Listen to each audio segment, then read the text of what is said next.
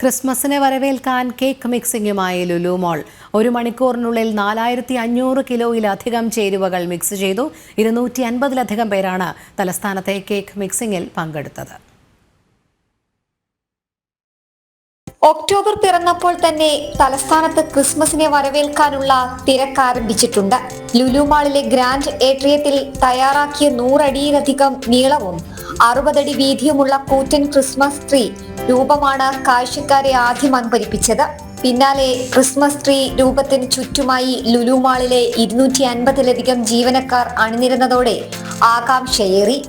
ക്രിസ്തുമസിനെ വരവേറ്റ് മാളിൽ സംഗീതം കൂടി മുഴങ്ങിയതോടെ ലുലു മാൾ സാക്ഷ്യം വഹിച്ചത് തലസ്ഥാനത്തെ ഏറ്റവും വലിയ കേക്ക് മിക്സിംഗ് ആഘോഷങ്ങളിലൊന്നിനാണ്.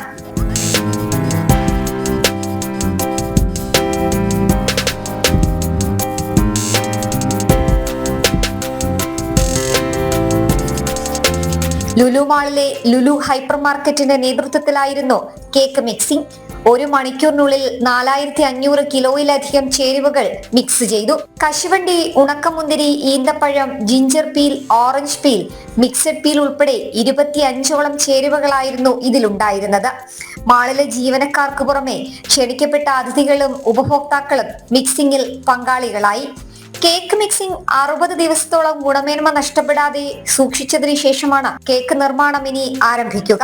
മദ്യമോ മറ്റ് കൃത്രിമ കളറുകളോ ചേർക്കാതെയാണ് ലുലുവിൽ കേക്ക് നിർമ്മിക്കുന്നത്. 20,000-ഓളം കേക്കുകളാണ് ഇത്തവണ തിരുവനന്തപുരം ലുലു ഹൈപ്പർ മാർക്കറ്റ് തയ്യാറാക്കുക. ജനം, തിരുവനന്തപുരം.